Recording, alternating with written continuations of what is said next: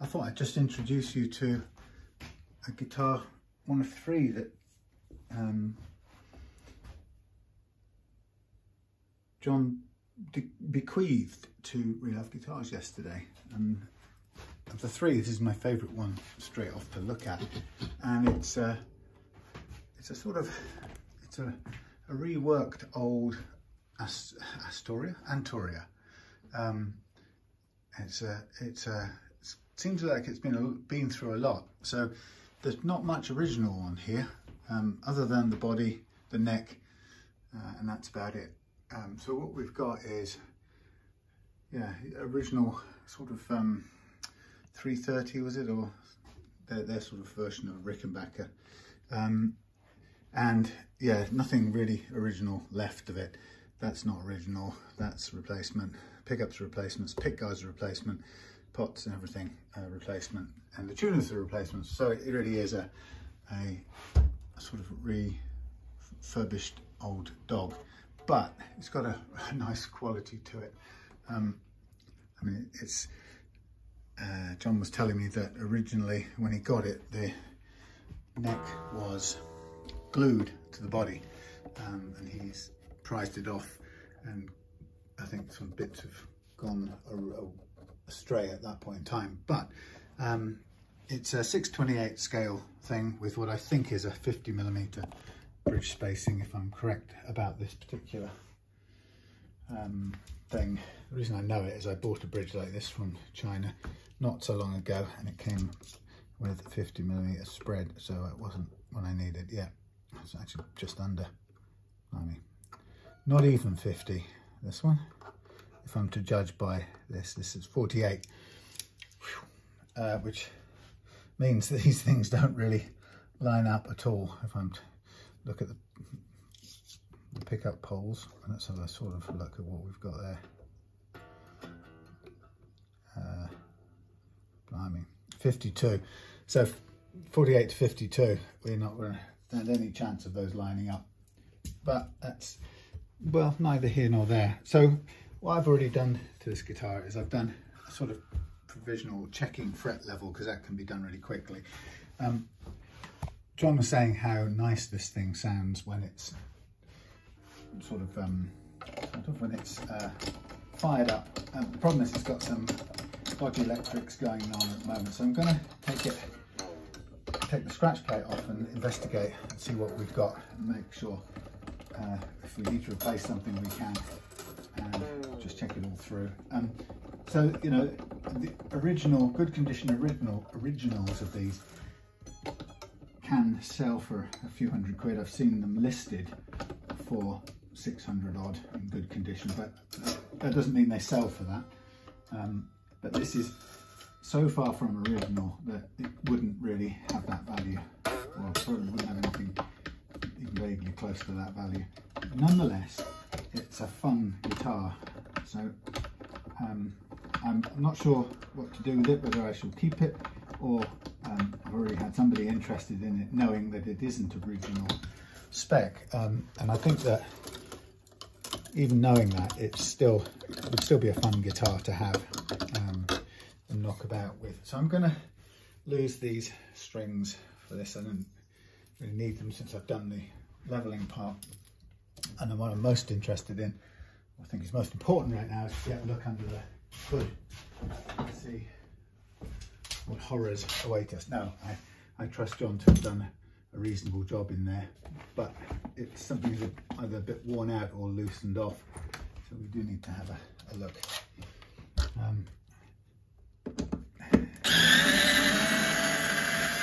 I can tell that the lid of this is, the cover of this has come off as well, so we shall see. It'd be interesting to know if we can balance the pickups any better. Obviously, probably not right now, according to their position, but we shall see. Some faded gold screws, mostly.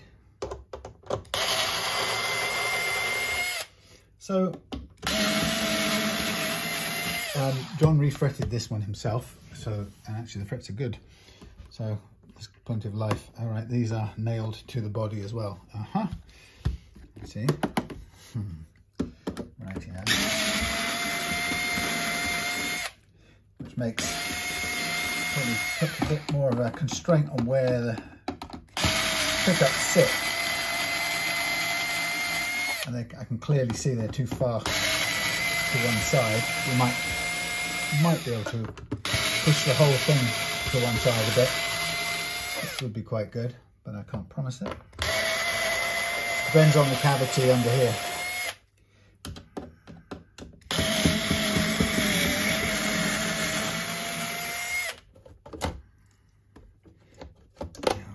Okay, nice. So that's broken off. So that's coming off there. Is that broken? Yes, no. I lifted that off a minute ago, or is it this one?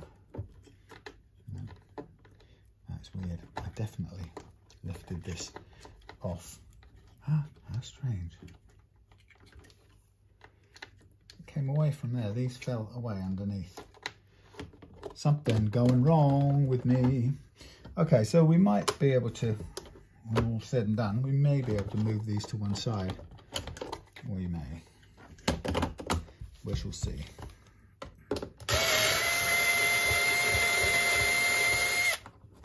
I mean, we can fairly straightforwardly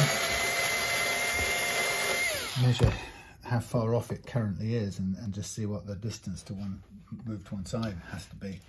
So I'm just doing this sort of on the fly. Not so easy actually.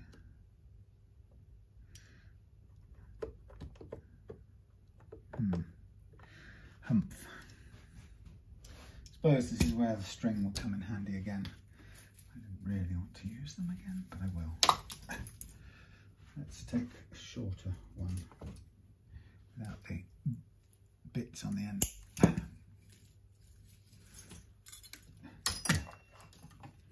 Oh. Okay, let's run down here.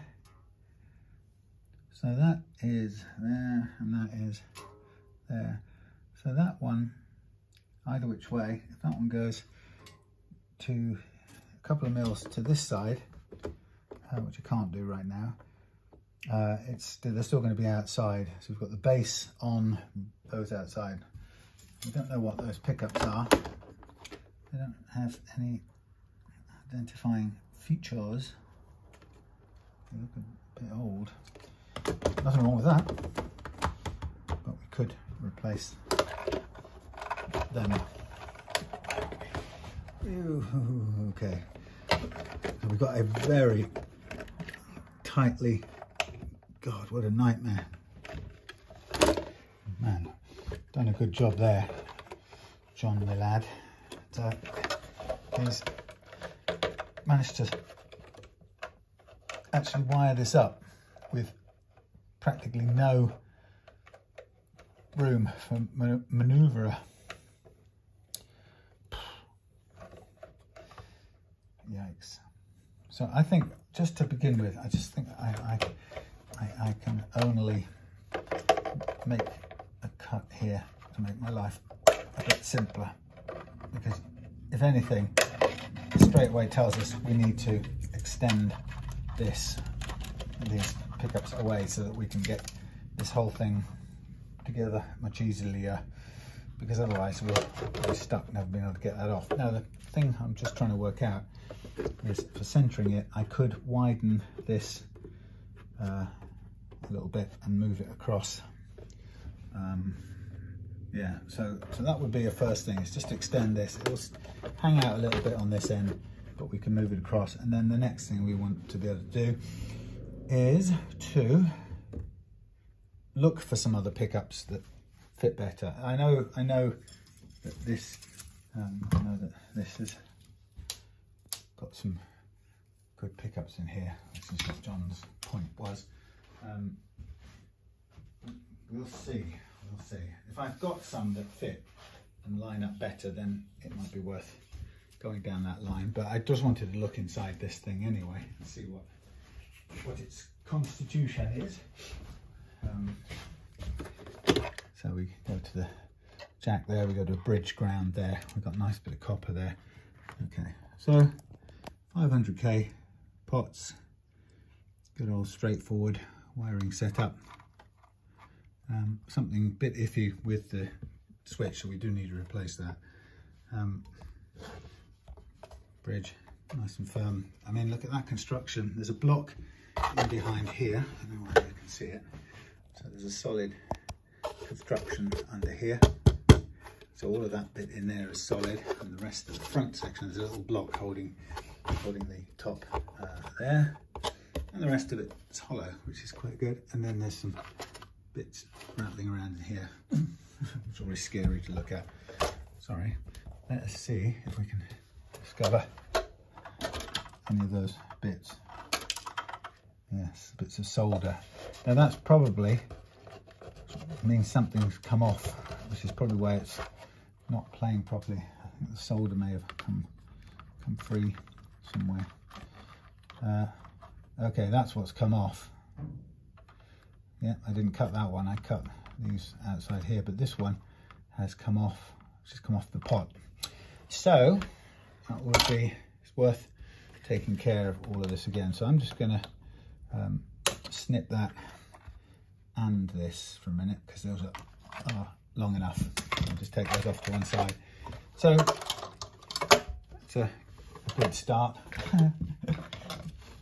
And this strap button is not loose exactly, but I think I'll just take this bit off the end here. Oh, it's actually quite stiff.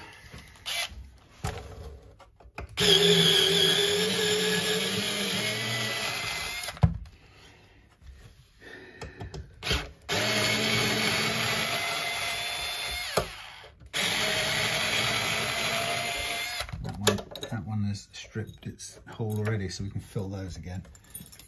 Help them along the way. Okay, so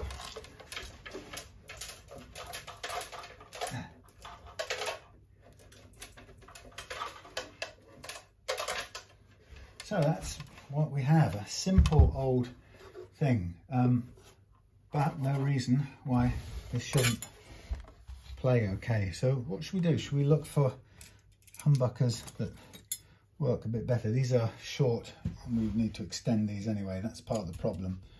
But let's check the ratings on these. Not that it's a crucial thing, but we can see what they add up to. Also, if we're going to use them again, I do need to extend them. So the 2 wires, which is straightforward, makes extending much easier. But we can sort of check the resistance and see which is which. It looks like, yeah, they're very hard to solder the covers back onto these things. You need an enormous amount of heat, and my gun never seems to have enough. And I suspect nor did John's when he did this one. But let's just check this, and we'll put a manual on them. I mean, it doesn't tell us the end of the world or the massive everything about it, but it'll be enough for starters.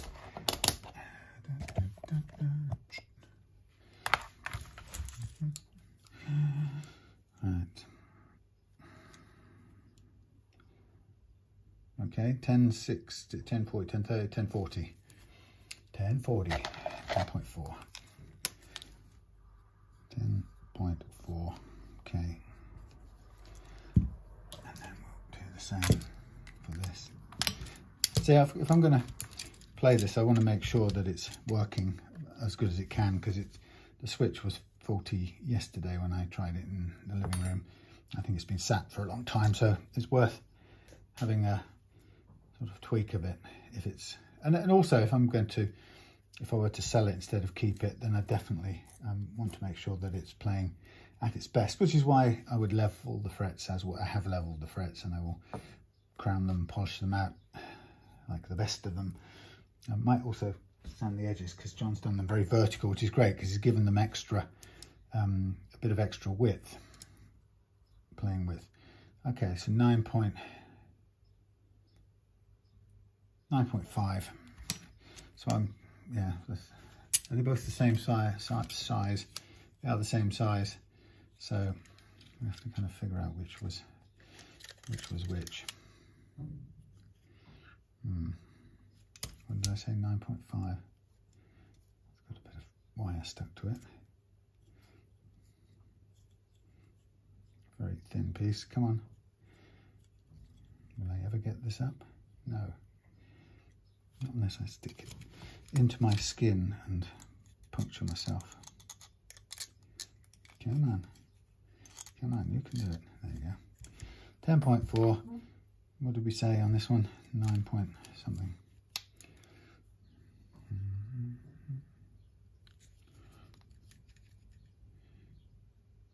9.4. I think this, yeah, that will be the neck. And that'll be the bridge. All right, so we've got them cut ready to extend if we want to use them. I mean, it'd be good to use them because the only reason I don't want to use them is the position of the poles. But in terms of the tone, then I think it's probably good to use them. This bridge is a bit agricultural. What I might do is look to carefully sand out the slots so they're not too sharp, for which I might use a little bit of 400, no, yes, a little bit of 400 grit, just while I'm at it. So they've all been, the slots have been cut fairly deeply, which is okay, but I just want to make sure they are, let's go to the thin side, I want to make sure that they are as thingy free, sharp, as not sharp as possible. So this is quite a deep notch here.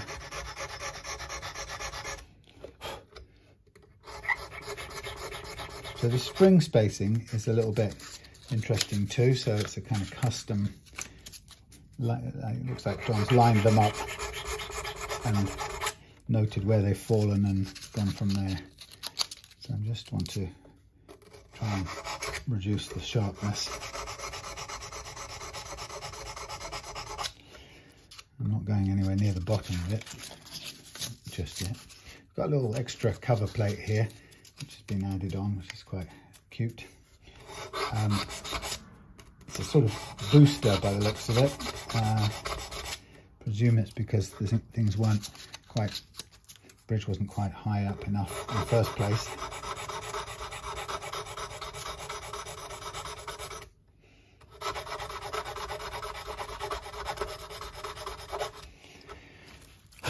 So I just want to take the sharpest bits off these, which I can do as much or as little of that sanding as I wish. Now this neck has been machine cut, but that's about it. It's very vertical, so that's cool. What I do is just sand the edge, just to smooth it out a bit before I do my rest of the neck fret sanding and polishing out. So literally just do it like this.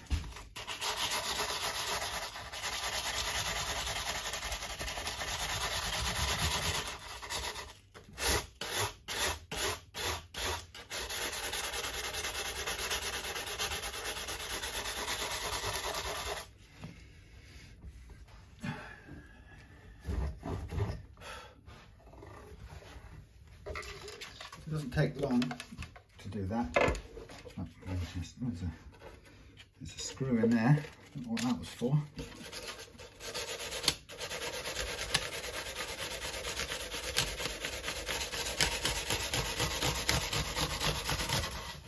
Now what I will do as well is I will put on, since it's all very non-original, I'll also put on a very much non-original tusk nut, because as I say, I want it to play the best it can play. So having a the perfect nut to keep it in tune is obviously going to be a sensible thing to do. I know it doesn't look totally unique and original, but that's what I'm going to do. So I'm kind of I've started, so I'll probably finish at this rate. What I'd like to be able to do is just take it home and play it for a few weeks or a couple of weeks and see what about it I like and or don't like.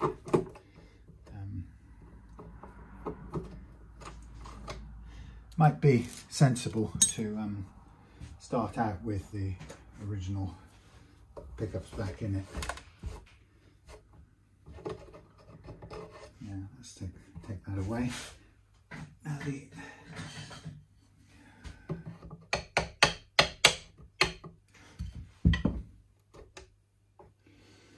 that's good.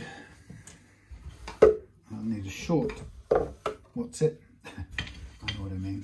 A short nut base for this, but it's worth the investment to keep it nicely in tune. I'm going to give the nut slot a clean up here. It's very light, so I can't quite keep it still.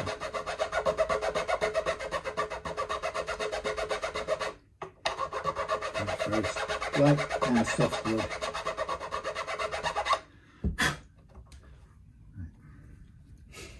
Check, and I'm going to see that's actually nice and flat. Make sure the glue's off there so it sits tidily in place. Right, we're down to 4 of those nut bases.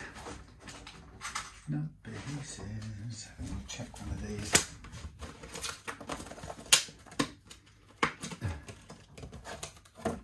I don't really know what the radius is, but it looks pretty flat. So I think it'd be more closer to 12 than a rounder old one. I didn't mean to get stuck into this, but that's okay because that's really all I've got to do.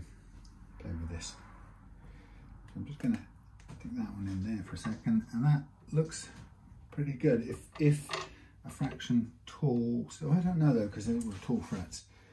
Just a little quick look.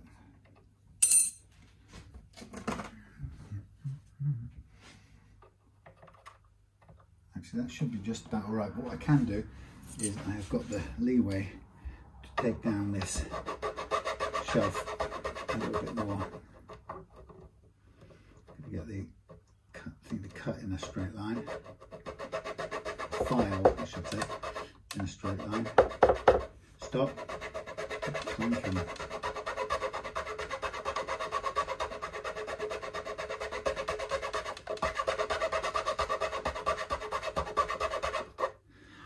This is cutting quite well there. So I should find myself with a bit of leeway room. Yeah, I think that'll be okay. Make sure this is a square edge. Get the glue off and square this up. So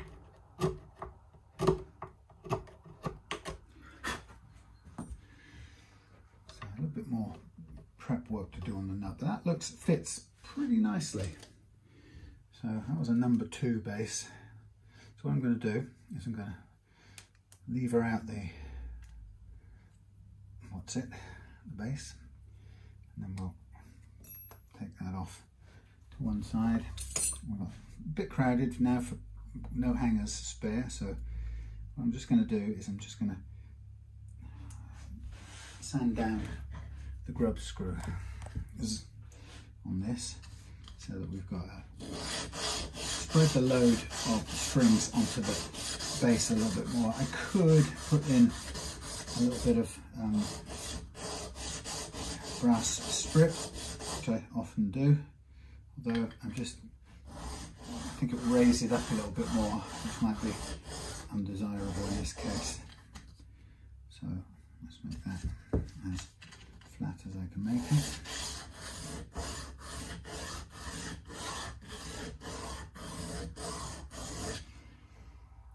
Okay. So now we'll put these back together. Next thing to do is make sure that they're flush, which they look to be very flush. You can do that with a little bit of sandpaper. I wasn't intending to go straight into a video on this, but since I'm here and that's what's happening, why not?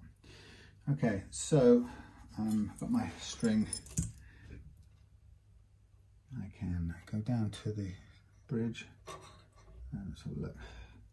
Still, that's just about a fraction too high still. So what I can do is I can sand down the bottom just a tiny bit, and or take down the nut slot a tiny bit too. Don't want to go too far with the nut because you eventually run out of printed plastic, and there's not enough for the grub screws to stand on. So let's try out. Let's try out again.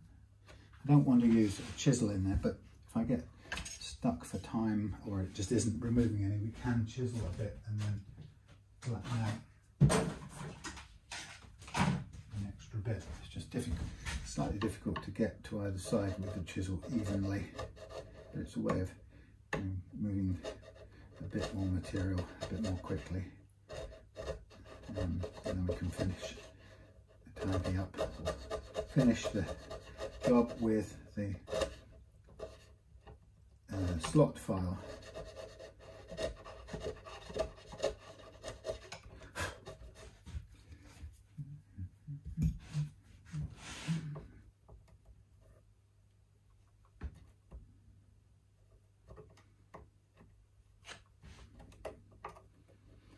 Come on, you. There you go. It's very shaggy wood, I've got to say.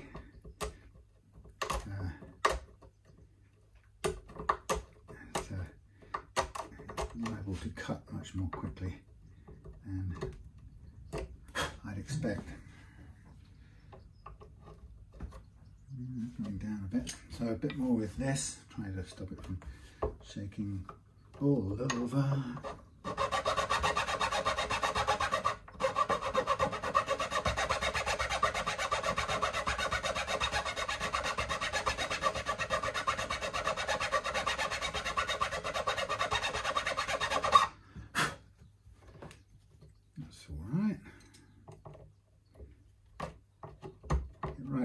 Into the angle so that nothing prevents the nut from sitting comfortably.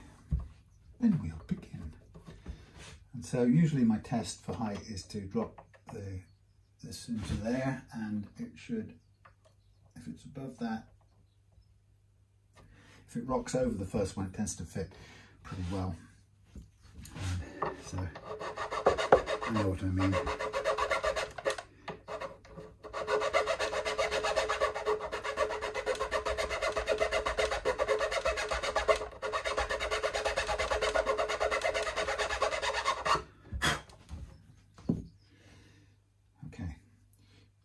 I shall do is I shall probably leave that there for now.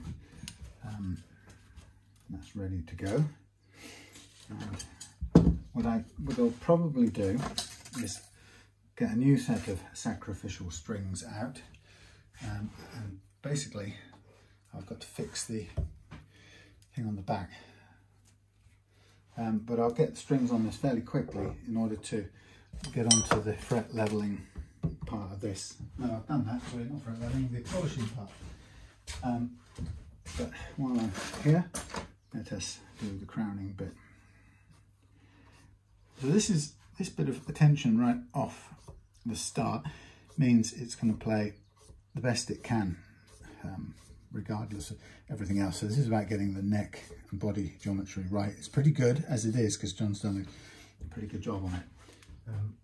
But it's got a little bit of fine tuning to do, which is what I'm about. And then once that's fine tuned, I think these are, I would call these jumbo frets by the height of them. They're pretty tall. So I'll use that side of the equipment. Let's see. And they've been left quite fat in some places. So I'm using this to round them off into more fret shape. Let's just see what effect the medium sized one has on it. Maybe actually stick with the medium. It seems to be a little better matched. Fall off the fingerboard.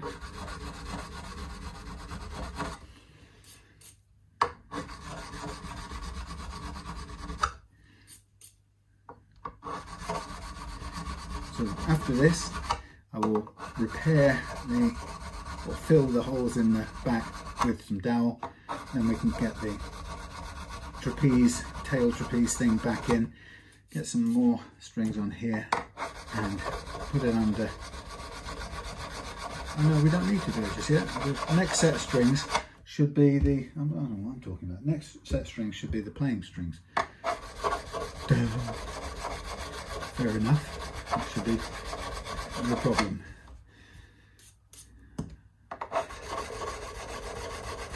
So this is my little Friday evening off. It's my little luxury job. What I'm going to do tomorrow is I've decided it's time I do an inventory of various bits of stock, because we've got so many things lying around here that I keep forgetting I've got or don't ever use, even if I remember I've got, and so on and so forth. So it's it would be really good to make a list of things to keep and things to shed, dispose of, and some of them I can sell on eBay or some such marketplace, and some of it I can either throw away and some I can offer giveaway for postage. So we'll see what's what. But I don't like sitting on stuff forever for no point. If I would be ruthlessly honest, I think I can probably tell the things that I'm not going to ever be reaching for to use. And sometimes it's to do with the basic quality. You know, I just look at a set of single coil pickups, for example, and go, I will never put those in anything because they're not sellable quality. Now, they might be perfectly good for somebody to do a startup project, but it may well be that they're just, in terms of playable quality, they're not enough to entice a buyer. So you wouldn't put them on if you were thinking of selling or trying to sell the thing. What I'm just going to do right at the new is I'm just going to clean off some of this grime from the top of here. Just give it a bit of a clean. It's road worn, this old thing, and it's never going to be showroom concourse ready or whatever they call it. But you might as well just give it a quick clean out between the tuners and also down on the body as well. And like I say, it's always going to be a bit battered and bruised, but it's still going to lift off a bit of grime. No harm. I'm not going to bother fixing paint things. It's possible that you could, you know, with some care, you could refinish. But I think it's better that this thing keeps all its war wounds, so long as it works. I'm really only mainly concerned about its playability, not so much its looks. So I think it's about just doing the usual, taking care of that aspect. You know, it's a nice old mid-70s, quirky mid-70s Antoria, made in Japan. Not necessarily from, you know, the fabulous best era in history for Japanese guitars. I think I don't quite know what happened here with the finish. It's it's got a bit mangled at some point, and it's never going to improve, so I won't worry too much about that. It looks like someone's gone to polish it with nitrocellulose, and it's caused the previous finish to gunge up, and then they've kind of left it at that. But I think that's where it's going to stay. Again, ain't bothering on a little bit of a clean up. And what I'm doing this for is I just want to make sure that when I put the masking tape on shortly, that it stays on. There's no finger grease stopping it.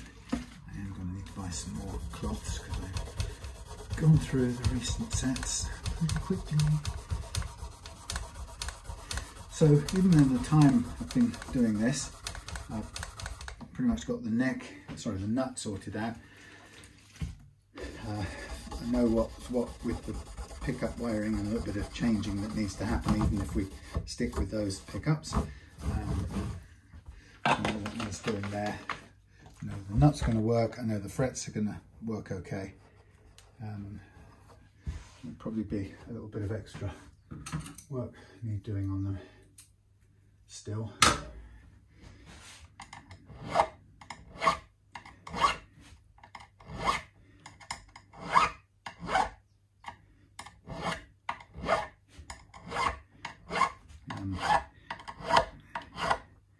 And then I think the longest bit will be finding either good replacement pickups or extending the current ones so that we can fit them and remove them again later more easily, because they are currently, that shortness of wire will be an absolute fitting nightmare. John must have been, I don't know, on beta blockers for his patients working with such short wires. That would drive me mad,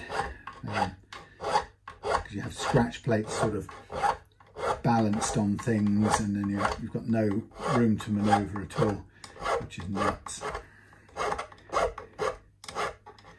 So I'm just rounding these off a bit more, and I'm going to, when I'm doing the sanding, I'll just make sure that I kind of sand them smooth at the same time.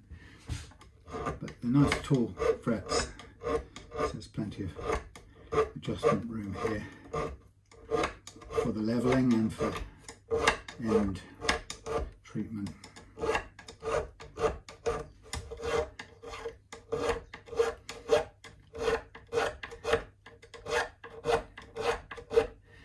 So might be nice to try the original pickups. As I say, just the only concern being how far off the pole the strings are going to be. There's a 4mm difference between the bridge E to E spacing and the bridge pickup E to E spacing, which is a lot of difference. And whichever way we do it, the strings are going to be off the poles altogether. And I don't quite like that. So even if we line up the overall scratch plate a little bit better than it was, we're still stuck with that problem. So what I'm going to do now is I'm just going to go back down here and just take off the sharp little burr in the very corners, which gets in the way, and we should be ready for the masking job. So yeah, tonight it's time off to play with this guitar, and then a little bit of tidy up before I go home, and then tomorrow Claire's coming up with me and she's going to keep me company while we go through the piles of spares, and we're going to find better places to put things, and that have a bit of discipline about, do we keep, or do we sell or give away, or do we put it in the skip, which sometimes feels really weird, chucking handfuls of pickups away, and I have done it more than a few times. But if you put an ad saying I've got 20 sets of anonymous Chinese pickups here to anyone who wants them, but you have to give me postage because it's going to cost about 15 quid to parcel force it to you. That's all very well, and the problem is you're only really covering your postage, and then you've got to go through the business of packaging it up, getting the address, processing the PayPal.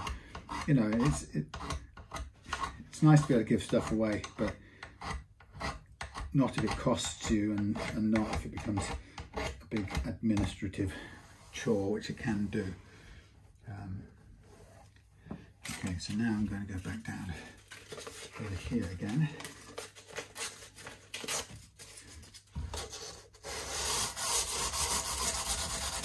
That's on the edge, first of all, and then inwards a little bit. And then finger go in between the frets, sort of, and then down the edge.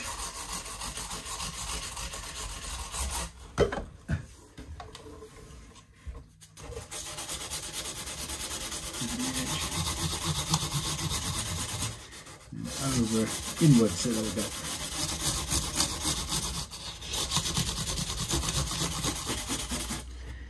Right, so that'll be the main start of the fret end work.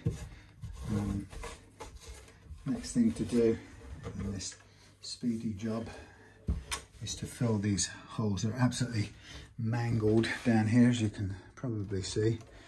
I zoom you up into normal zoom size. Ew. So that's 1, 2, 3, 4, 5, 6, 7, 8. There's about 8. 3 of 3 mils and the rest at small size. What do they call them? Cocktail stick size. We'd be lucky if we fill them all. But what we can do is we can try, and one way around it is to cut these bits off and to sharpen them to points so that we can try multiple different bits of wood. And so to sharpen it down, oh, I know it would be handy to have a spinning thing like this. That way I should be able to trim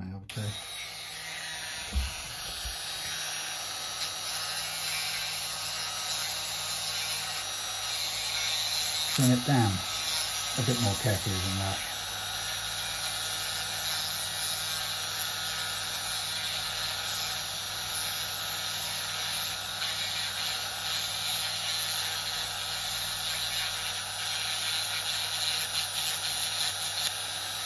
It's going the wrong way for my liking.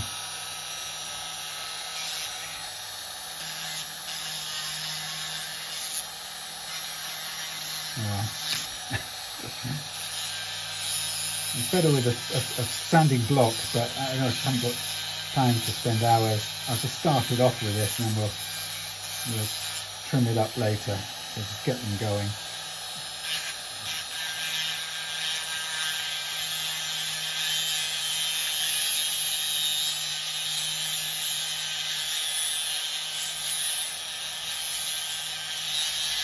Doing it with a block gives you a more even point, believe it or not, but this moves more material quicker.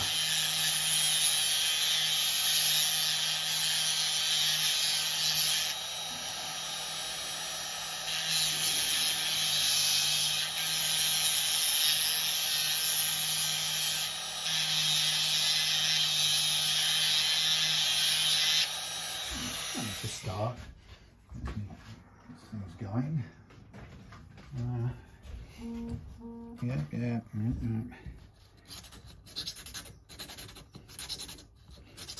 just going to hand file these a little bit so they're a bit smoother and will fit in a bit better.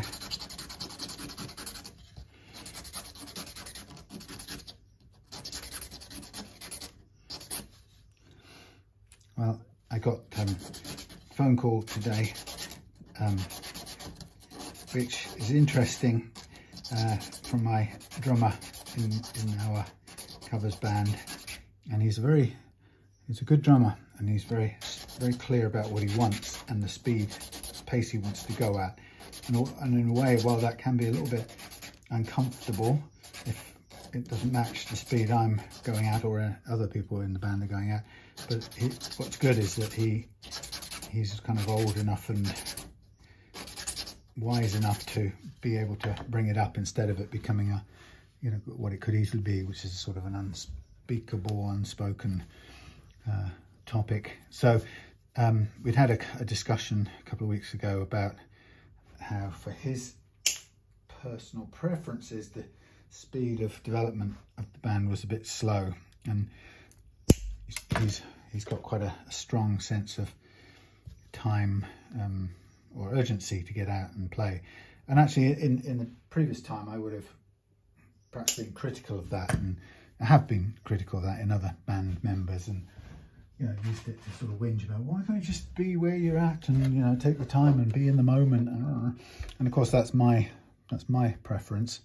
And Alex is very good that he just says what he needs, and then we can discuss it, and it doesn't become a resentment. So it's evident that myself and the keyboard player are very busy in lots of ways and probably have less free time than Alex and the bassist.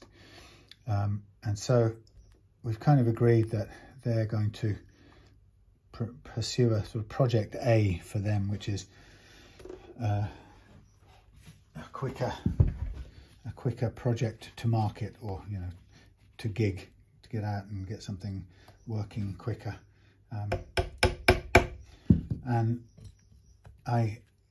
And then we'll the four of us will kind of get together and we'll be a B band. We'll meet less frequently, and I think, you know, he definitely still wanted to play together, but we can take longer, and it won't be a source of frustration, which I think is a really smart compromise. And it's amazing that as you get older you can deal with that differently. So as I was saying, kind of years ago that would have represented a reason to be annoyed and feel bad, you know, oh, why aren't I a good enough musician to pick it all up at the speed that other people need me to do it, you know, why haven't I got more time, and why am I the one that's holding it back, and so on and so forth. And actually, there you go, take that and that. But just as Alex is quote unquote grown up, old enough to know how to put across what he needs, thankfully I'm in that sort of place where I don't take it personally as a mark of failure in any way.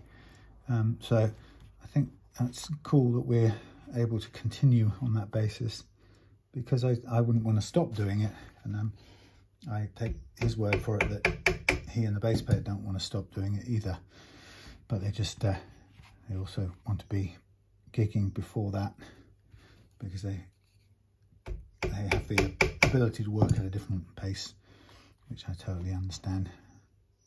Keyboard player in the band is a mother, full-time mum and farmer, so, you know, she's I don't know how she even manages to get to practices anyway, but it's great that she does. So it's you know, massively challenging. Oops.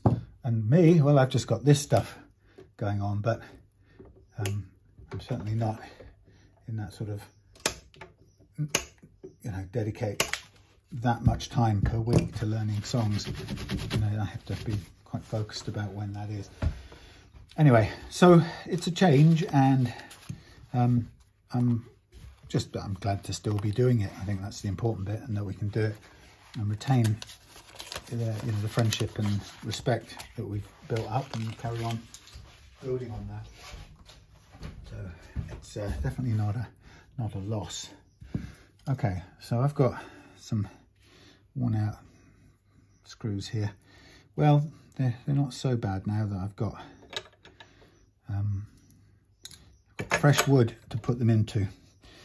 So I guess the question is where is best for them to go in, because nobody quite knows where they came out from. There's so many holes. just have to do first of all is do my best to trim them flush.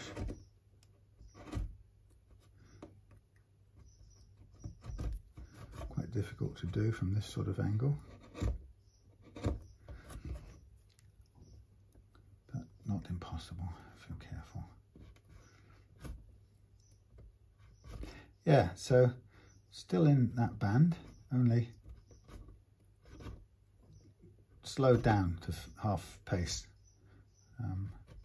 Actually, the truth is, that's probably the right thing, because you know, I think we're hoping to kind of have the pace of learning a couple of songs a week, and actually, you know, we playing it for a couple of hours on one's own, and then getting together and playing it for you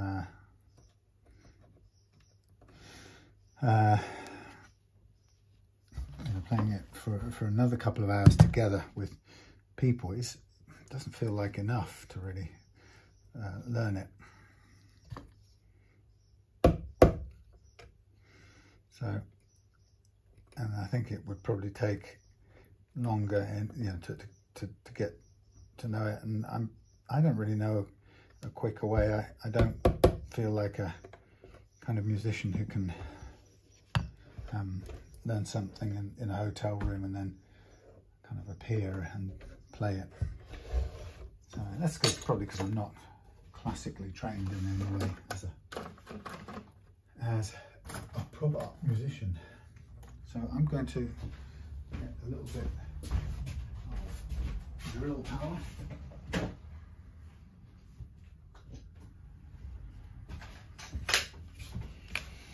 There is a mark here, sort of showing the centre. There's a central line on here, so I might just start that as my marker, which will then be there, followed by here. I can get this to go through. Went through before. Blimey, doesn't want to go through.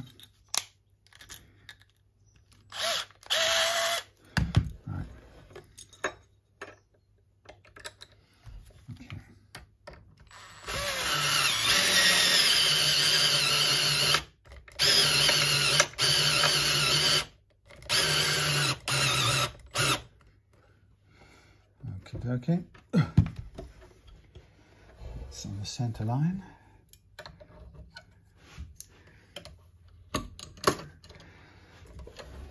It's on there. These old screws, they'll do. Now I want this soft wood, so I'm not going to dig any pilot holes, and I'm just going to go into this mushy wood end grain. That will work, I'm sure.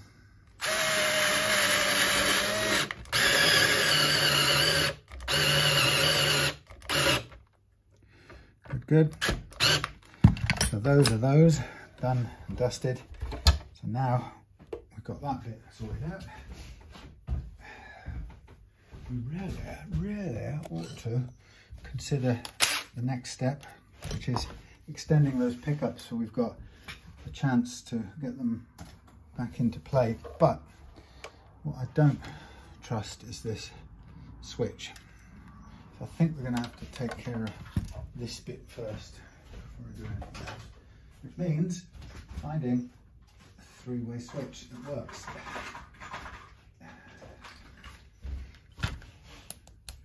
I've got some flat ones. I've got one box one here. Rubbish, that's rubbish. Rubbish, that's rubbish.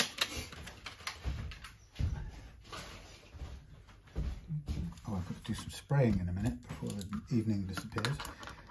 So this was faulty, it wasn't doing a very good job. So, but there's nothing overly complicated about this, but it just didn't like that. So we're going from the switch to there, that's fair enough. I don't know why it's not working. So we've got one of these. I wonder if this will fit on there. got a couple of spare switches, but I seem to be short of the doing up nuts. And they're too big. Sorry, the thread is too big. Yeah. There's one that might work. There's one that's a low profile one that I could use. Let's try this one. Will it work? No, this will be an Imperial one, I'm sure. Blah. Right. There's a large Switchcraft one that I tried before and it seemed to be a problem as well. Shall we try this flat switch for only because it's got the bleeding contacts there. So what have we got? That's one, that's the in, and that's the out.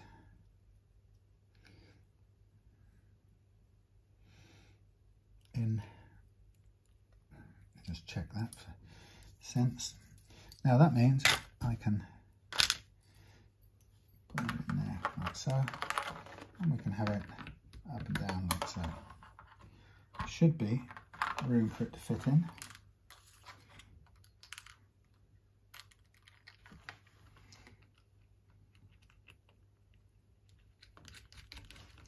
Which way else can we go? Front and back. Front and back. We haven't got enough room to go up and down that way. So the question is, can I get this one through in the space we've got? That's the only challenge it'll present me. Up, down, up, down. So that means we'll take this off. We'll probably have to do it with a bit of solder on. So that's nice, fresh switch. These pots should be fine, but do with a bit of clean up under there. I can find a thing.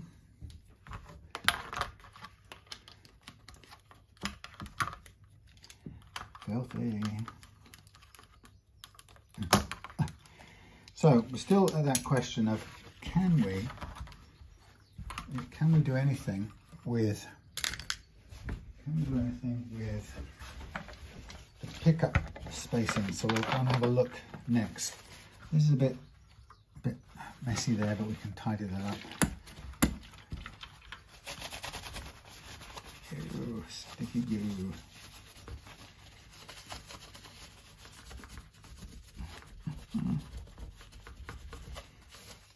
I mean, I could put new pots in. That's one possibility. But no reason to if they work.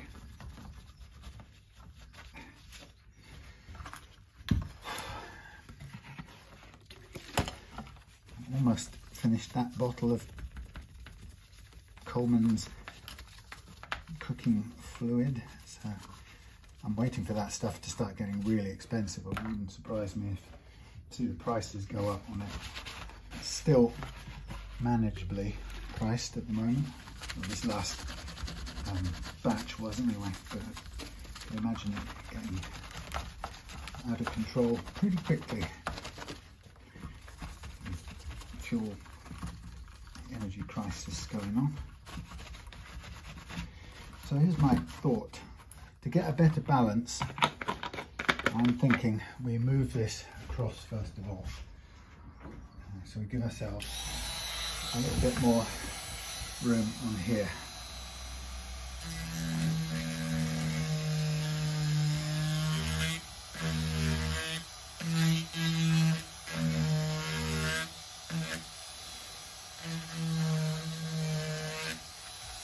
So just giving it a couple of mils of wandering space.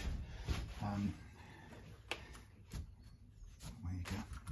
Yeah, a little bit of room to wander, migrate the plate slightly to one side. Should I want to? Okay, that's filthy on that side too. Damn, see that? So.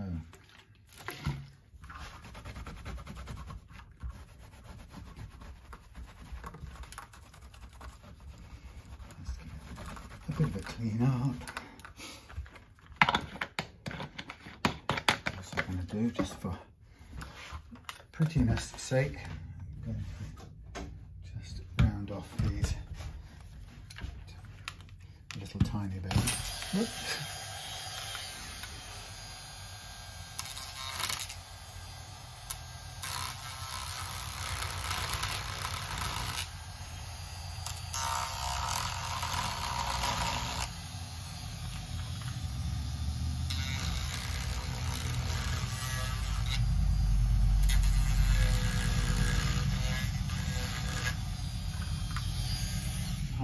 Tiny, pointless details. That makes me feel good. Makes me feel fine.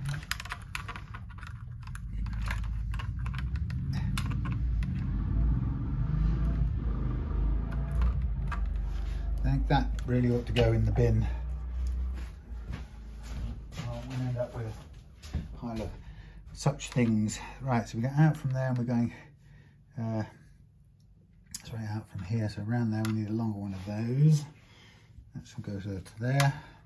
Alright, well, let's get a bit of wire while we're at it. There's no time like the present.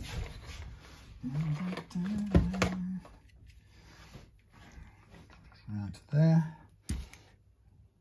So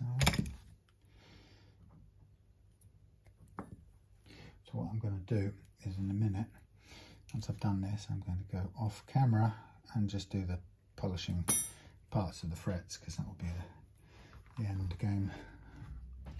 So let's loosen this up. Out you come, out you come. What we can do is at the same time we can suit out the unwanted stuff. Give us a bit of a head start. Okie dokie. Right, so out from there into there. Let's get rid of this one because that's now history. Blimey.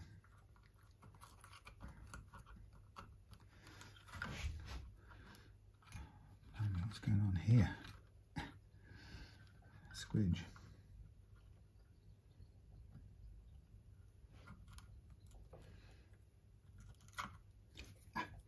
Well, that's bound to happen.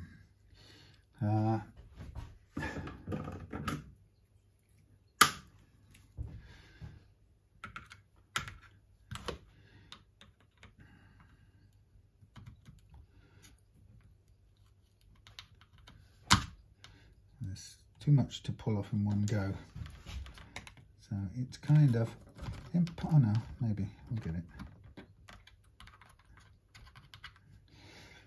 That will do for now. So I'm going to go from here, output,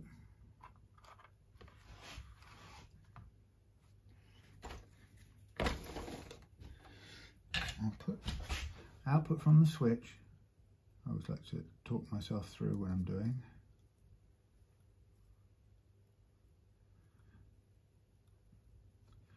Output from the switch down to, get away from there. Thank you. Output from the switch, snip, input to the, what are we going in? We're going in here.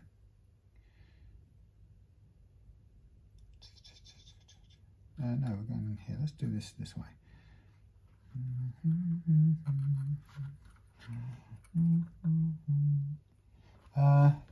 Let me just get my head around this. One into there, into the switch, out of there to the jack. So we go through the switch to the jack. Yes, thank you. Across to the tone. Oh, come on now. Tighten up. Master go and spray nitro. I'm falling into arrears. Okay, so there's me output into the volume pot input, across to the tone lug.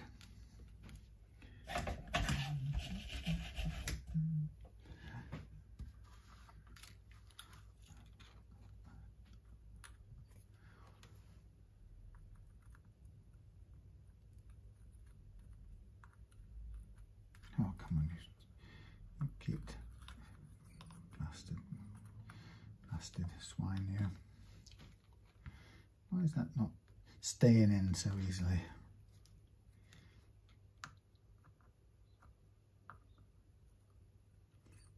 Annoying crap soldering. Well done. Right, let's signal from the switch into there. Two halves of the switch go into here, grounds to there. We need a bridge, one goes into there, that's fine. That's this there, that goes to there. No, we can't have both of those, that has to stand up, or else that won't work at all. And then we have the output to the jack, which, and we get this one around there. Can this go around there neatly? Will it? Pull it.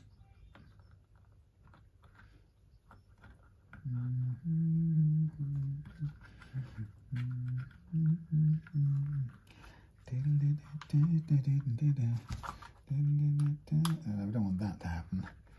That's a silly thing to do. I just didn't want so much flapping about. Right, we'll leave that flapping about. Okay, so output to the jack, which is currently sticking in there, and it is at this point in time. It seems to be working okay. All right, we'll use straight off there. We need to extend now the pickups.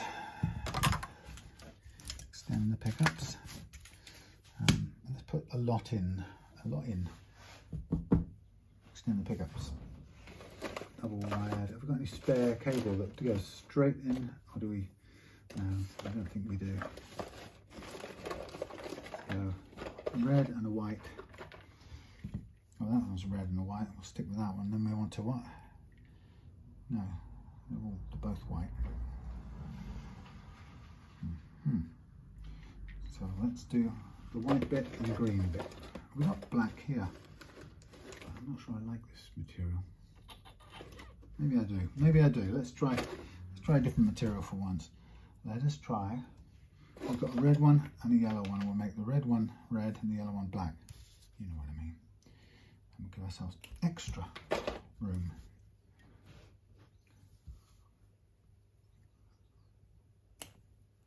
This is a one. What am I talking about? What am I talking about? That's black. So we need a yellow one. We haven't got that. Oh, I'm talking to myself.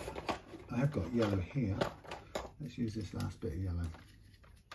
So we've got a, that doesn't make any sense. We've got two lots of black, we've got a yellow, and we've got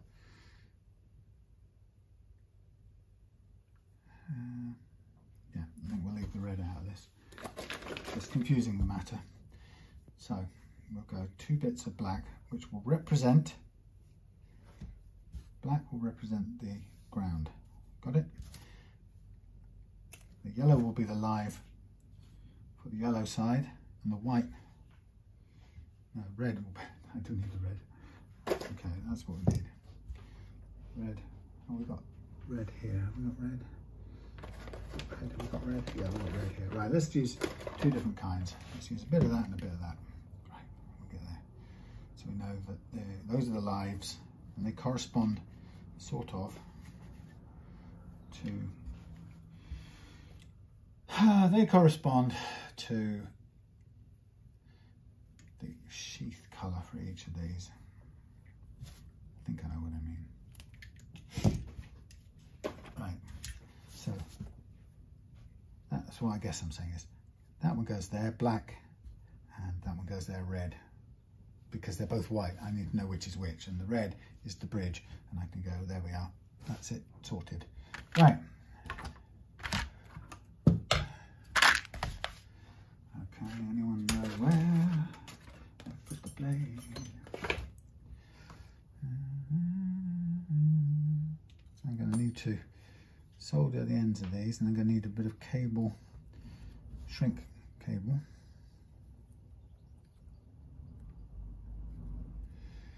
And the helping hands.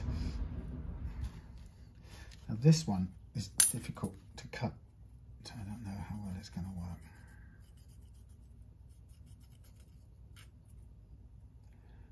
Okay, I'm cutting all the braids off.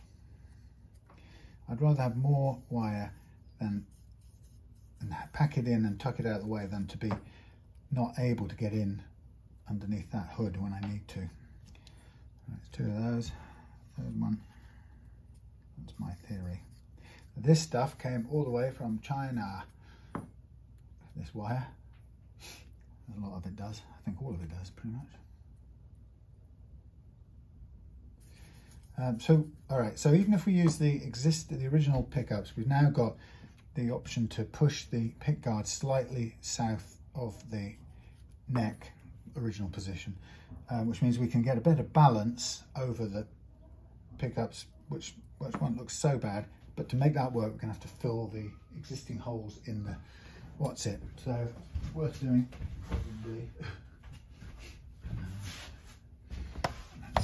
I've kind of deliberately left this a mess because I want to tidy up after I've done all of this, not before.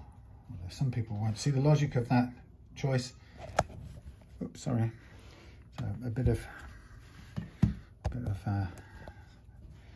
tinning to go on here.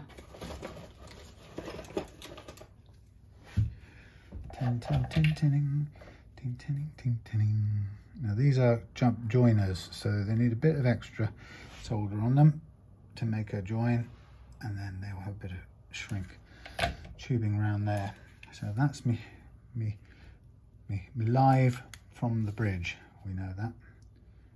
Now we're going to go live from the neck, which is the yellow.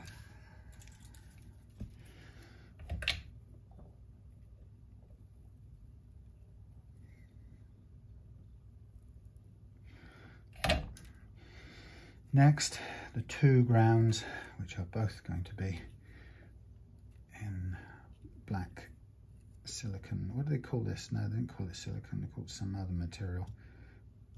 Fiberglass, sort of. There was a name for it in the advert. So again, we'll just get those tinned up a bit.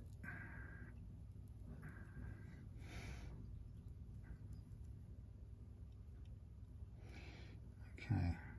Hopefully, with the amount of room in this thing, we should be able to get it all to fit. Now, what I want to do before anything else, don't need this here, don't need that here, maybe need that. I just want to do something off camera. I want to make sure this switch fits in through this compartment, because if it doesn't, then there's no point having the switch facing in that direction. So you all get in there. Yeah, that's the problem. It doesn't want to do it in that direction. So if it's going to play at all, it's going to have to go sideways. It might not, it should work up and down. So I've got no choice on this. To use this switch, I'm going to have to go the opposite direction, up and down, like so. So it's front and back operation, which is kind of logical, although a little bit different. But for now, we can change it another day in the future if and when I have myself some other switches, which I don't. So I'm just assuming this will fit as well. In you go, in you go, in you go. Right, that does. Now we've got that bit of extra room to come down here. It doesn't want to come any closer down there. Why is that? What's in its way? What's in its way? We don't know. Is that the... Yes, it's the switch that might be in its way. So that may actually stop this working at all. In fact, I think it does. All right, so this switch is getting in the way of everything. Damn, it's really a useless set of options, isn't it? Can't go that way. The trouble is, I don't think I've got another one knocking about, which means I'd have to just knock this on the head. But damn. What is it? Is there anything here I don't have to do immediately? That's not urgent. It's waiting to be done. I could get one in. Alright, since I'm doing this one tonight, I don't have to order another one in. A steel one from here and get another one in. So we're going chrome switch. Chrome three-way switch. Note to self, must buy one. Okay, let's get this off here then. Sorry. Just won't fit otherwise. Chrome three-way switch.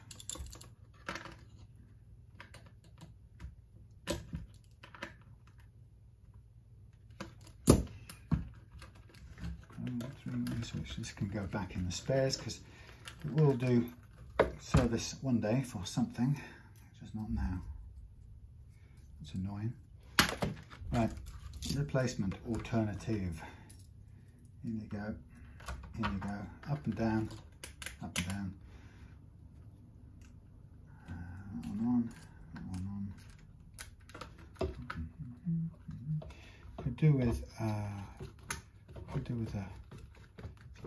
space. It's not the end of the world. It could be a bit further held off. Quite tall, but it's not the most important thing.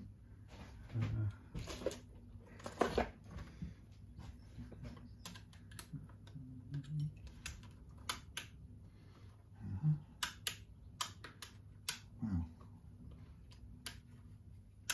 Get it vertical. Come on. Thank you. Up and down.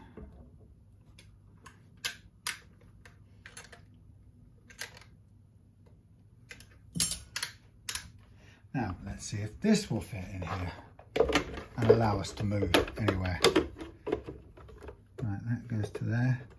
That allows us to move to there, but it doesn't allow us to move any further because this is such a perfect fit that constrains us. So I've widened that for no real benefit because this is holding us in place. Because the only way that would work now is if I widened this. Perfect piece of design, John. I would have to kind of alter that like so. Then I could have a tiny bit of movement. Well, look, I've gone and made the adjustment, so I might as well finish the adjustment, wouldn't you say? Bear with me.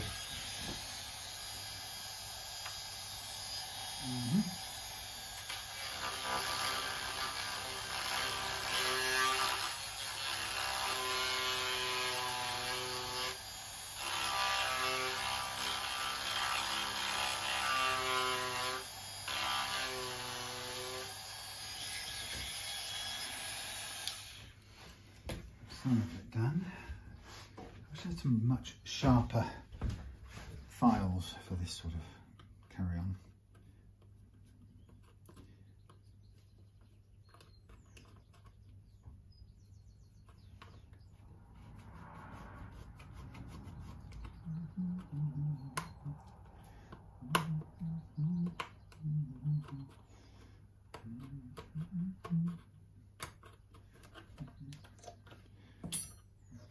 See how much movement, if any, we have gained from this little thing.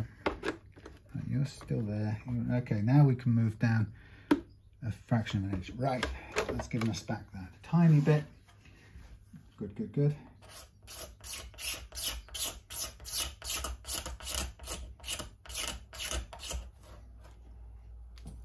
This. Fine.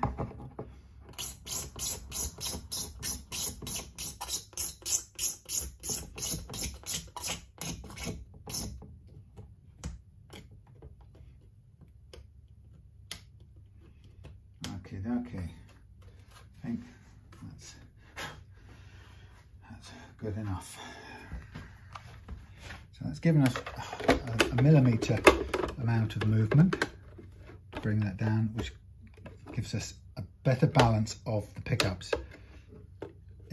only if that one will fit in there. This is what, neck, bridge, only if this is cleared out of the way. So we've got to clear, that's okay, that's okay, that's okay. Yeah, just through there. That's sticky out a bit. Will that go in there? Yeah, I think that's okay. That's off. Right, so just got to replace all of these little things around there.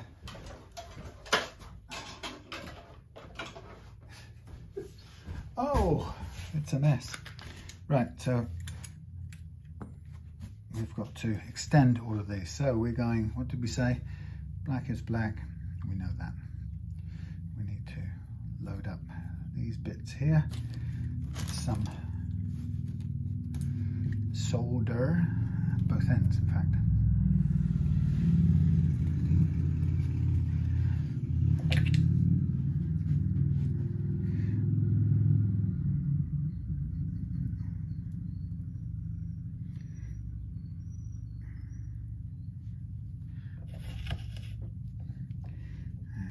Load up some here, shorter distance probably.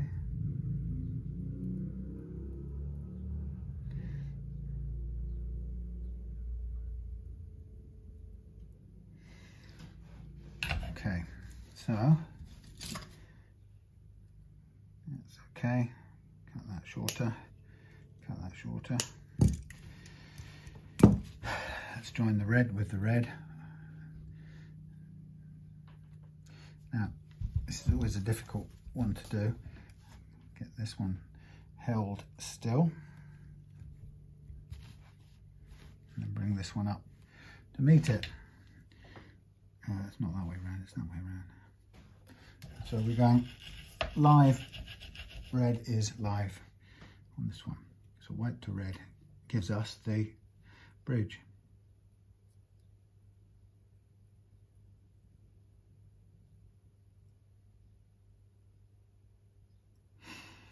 There's that one,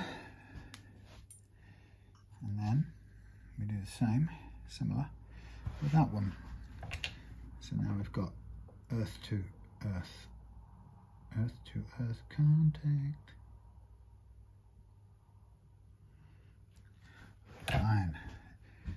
Extended. We'll do some shrink tubings in a second. The yellow, the black, right. Stop it, phone. So yellow, we are going hot white to hot yellow.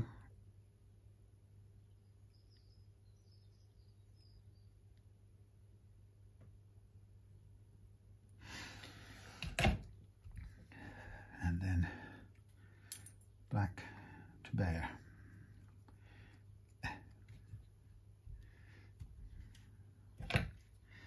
So this is going to then try these out a bit better centered than before, hence as a result of filling the original holes and moving them just slightly. That's going to make things a bit easier. And then we shall see how it plays. It means that John's advice that they sound great, we'll at least be able to give it a whirl. Okay, so I've got my shrink tubing down here.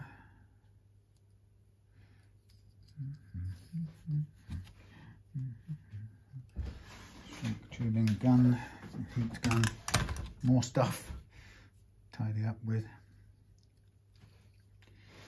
Okay.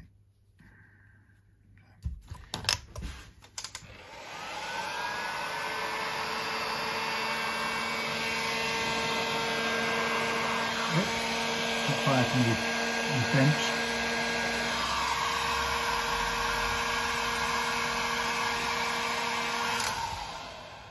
It's that first extended one.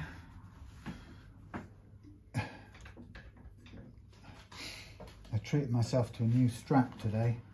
I got another what's it called? Levies. This time I got a neoprene one with extra supporty stuff, which I was kind of pleased with. I've only got 2 good straps, so I thought a third one wouldn't be a ridiculous extravagance, or would it? Okay. Now, I know I don't need as much wiring for this bridge one as the other one, but I'm still going to leave it as much and tuck it away if I don't need it.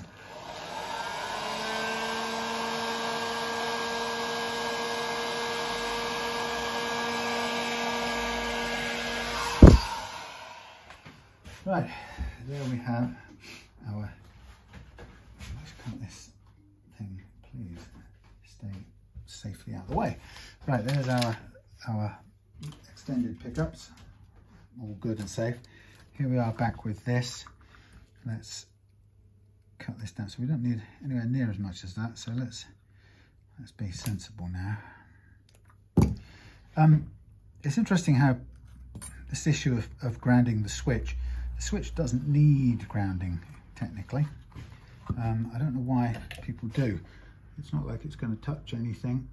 It's not a circuit that needs grounding. Wow, what the hell is wrong with this? Oh, I switched it off. No, but I turned it down full. Yeah, it doesn't need grounding to operate, but quite a lot of people do attach it. Do these work okay? They seem to work okay.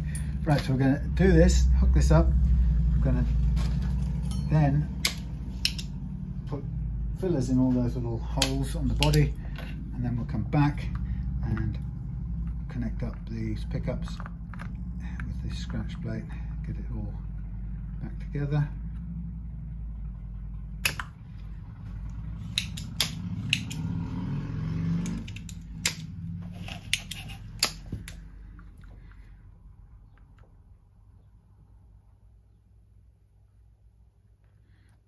In you go.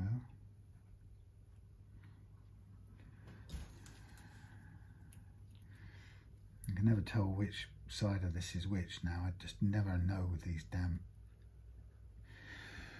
box switches. There's no marking saying this way up is, I don't know if it's the opposite or the way it's pointing. Let's start. Well, we'll have to start with the way it's pointing. If it's wrong, we'll have to go back in and change it round. Right, let's get that off to one side, create a bit of space. Tiny amount. This will just keep being a mess until I finish. Right, what you also have to do while we're here is strip this back a little bit. That's your bridge ground.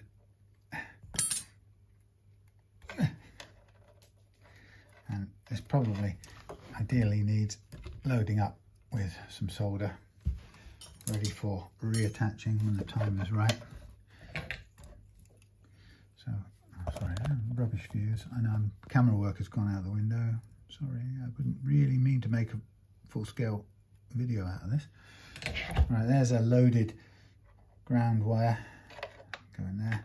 You also have to have this one out and ready, because that's going to need to go to the jack or go to the pot.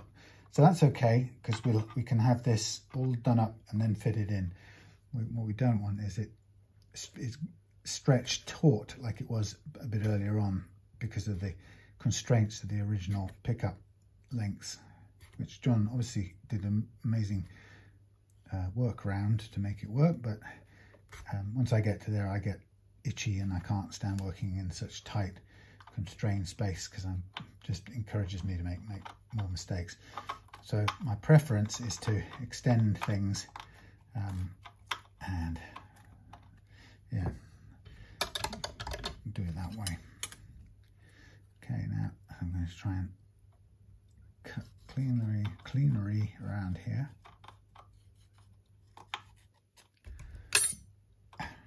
Nearly. It's never a perfectly good cut. I suppose if I used proper tools. Somebody said a while back, I see you reaching for all the wrong tools and yet somehow you get it done.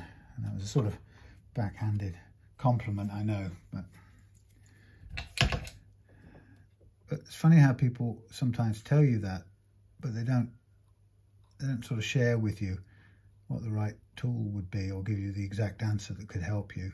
Because, you know, the truth is you're using the wrong tool, probably because you don't know there's a better tool. It usually is one of the main reasons. Anyhow, oh look, I've splodged. Usual carelessness. Right, so I'm going to fill all of these little holes now. That's quite a lot of them. They're all They're all pretty slightly above toothpick size, I think. Let's see. Okay, they'll all just about work, but they are marginal. So I will get the old glue going. Glue, and we'll load them all first. I think I'll fill everything I can see because there are so many of them. All of them are going to move. Everything is going to move, which is just as well. So that extra millimetre will give us a bit of fresh stuff to bite into.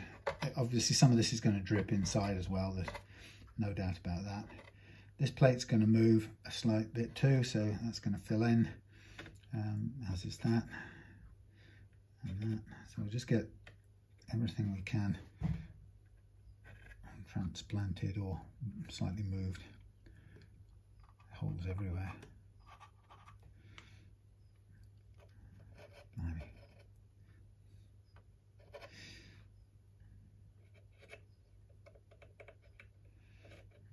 I found this weird thing. I found a Genesis concert that I went to. I know it's no big deal to a lot of people who, I suppose, have found lots of gigs they go to, but this was so long ago, and it was before the days when I thought people recorded stuff, because there was hardly any decent portable recording stuff. I should know because I used to carry around lots of things like Sony professional Walkmans in that era, because I was doing quite a bit of pro sound recording. Actually, it wasn't for music or anything, it was mainly for ambient stuff, man. But yeah, so I used to do a lot of recording. But oh, that's too big now. 3mm stuff. Right, well, I guess I'll have to use anything that doesn't fit. I'm going to have to try and get a bigger piece from somewhere. My pain. Yes, anyway, so despite being involved in recording stuff, I wouldn't have dreamed. I would be far too scared to take a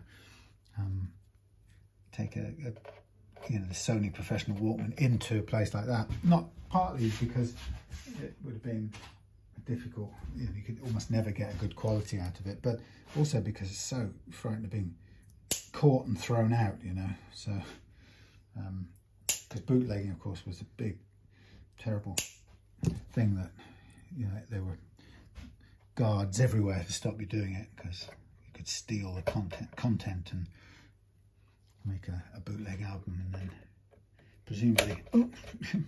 presumably make your fortune out of it and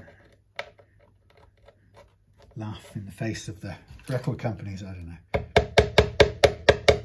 Anyway, so I never did any bootlegging legging like that, but somebody did. So I found this concert, and it was very weird to say to myself, look, you were there at this event, and it was Hampden Park 1987 Genesis tour. I guess it was the Invisible Touch tour. I think it was, probably. I don't even know, but anyway, yeah, so it was I think it's about the only 2 concerts that I remember going to in those sort of ancient years, that I kind of sort of listen to it and go, you're somewhere in that crowd. That's a bit of an ABBA song, isn't it? Somewhere in that crowd is me, because I'm the super trooper. Lights are gonna find me.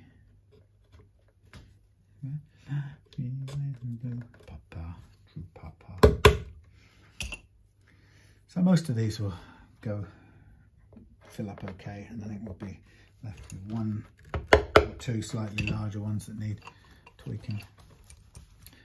But yeah, it was a surprisingly good quality recording, and funny, I'd forgotten a lot about, or forgotten that gig mainly, and then I never liked Phil Collins's audio interaction with the audience participation stuff. I think he's a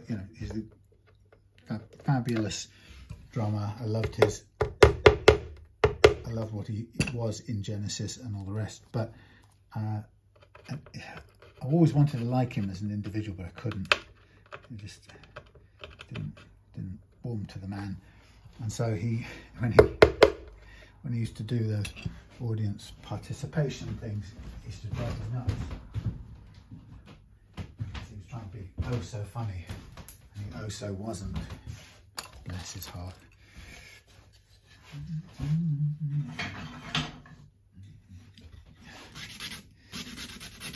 Anyway,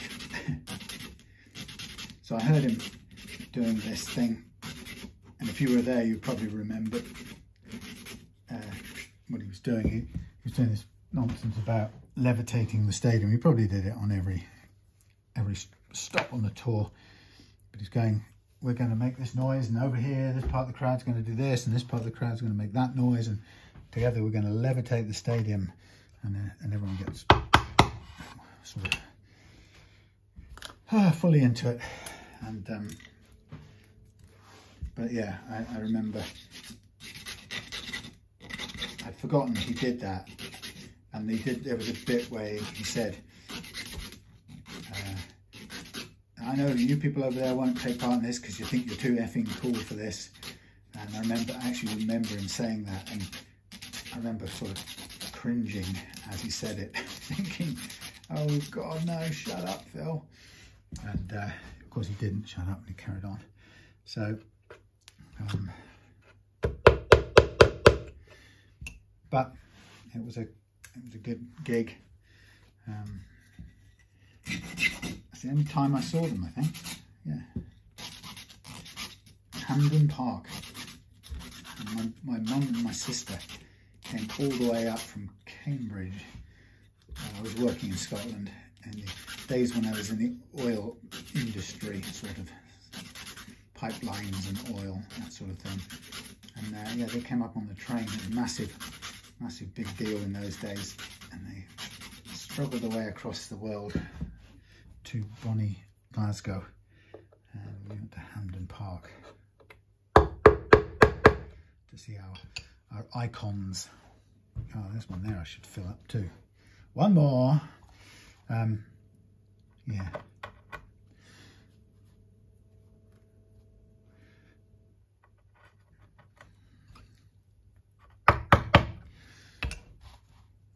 Right, so that is, look at that, a whole bunch of fabulous sticks of stuff sticking out. The nest of the things.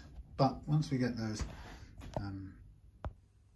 sorted, then it'll all be just fine. I'll snip them back now. And the thing is, they don't need to be set, dried. Oh my God, do you know what I'm going to go and do? Just bear with me. I'm going to go and spray this thing. Still have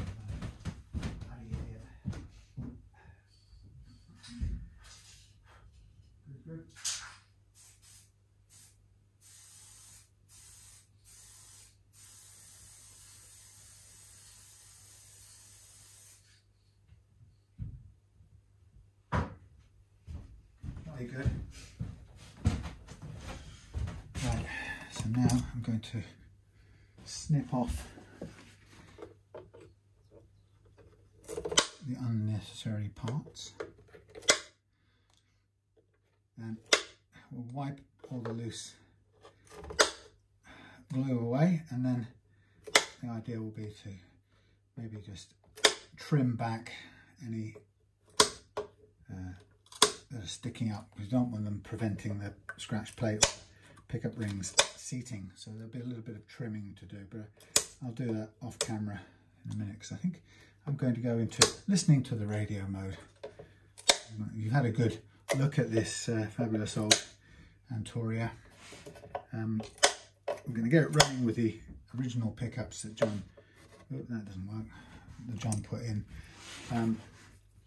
and see how that works from there. And then we shall give it some play and see if it works with a few Beatles tunes that I'll be doing with the second class reserve team band.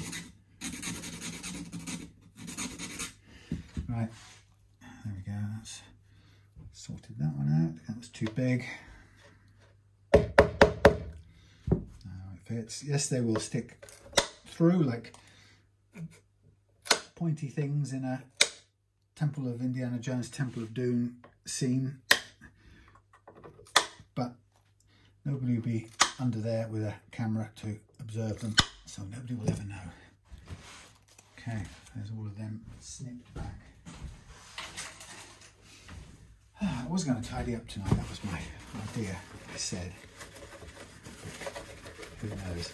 So you see, you can give it a quick clean down very easily, get rid of the bulk of the glue before it sets, and then you're just left with the trim back operation. And this means that we can reposition by about 1 millimeter, reposition the pickups, or not the pickups, sorry, the pick guard, and pickups, because they are all one thing, that's why I've done it. Right, okay, so I think next time you'll see it'll be done, because I think that's about it for me talking to camera for tonight. It's supposed to be an evening off. So thank you for watching. Good old classic old thing, not original by any means, but I'm trying to just line it up and make it play the best it can play for the time being. I think we'll get there. Oh, this is the, I'm boiled, it's 25 degrees in here.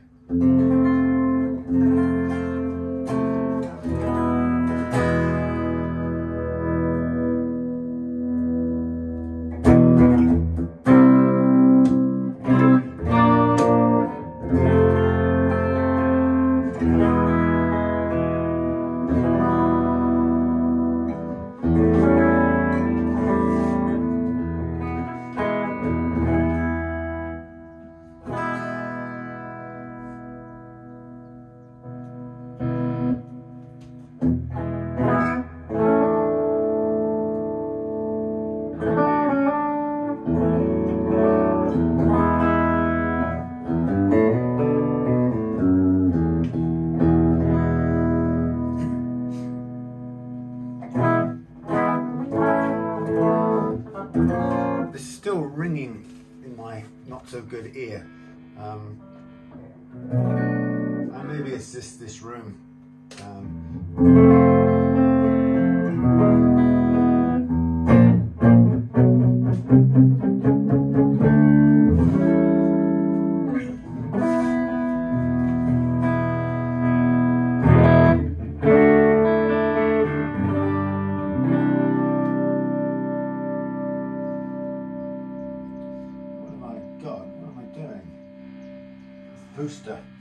Booster.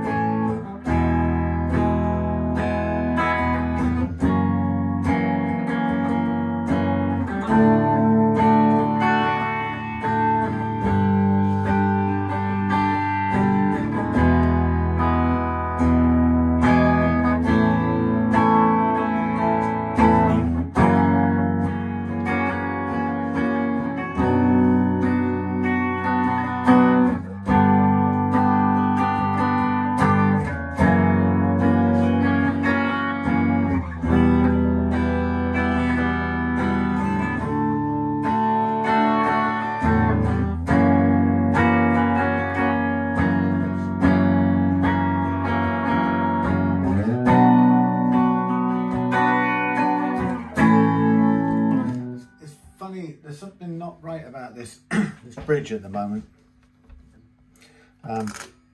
It's not a very good bridge anyway, but it's got kind of big notches in it for the saddles, and so it's kind of, some chords sound great, big handfuls of in the right moment, but other times it can sound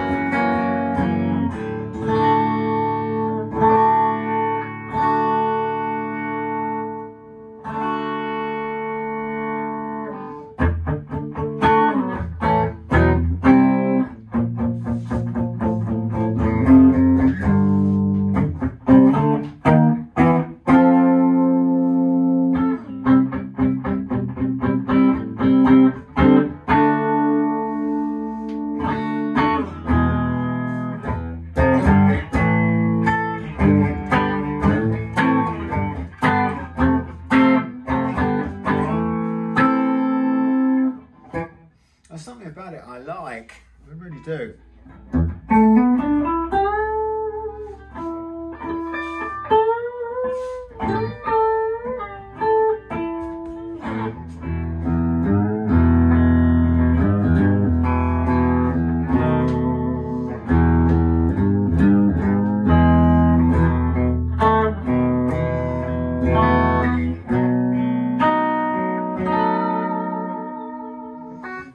Something about it I do like.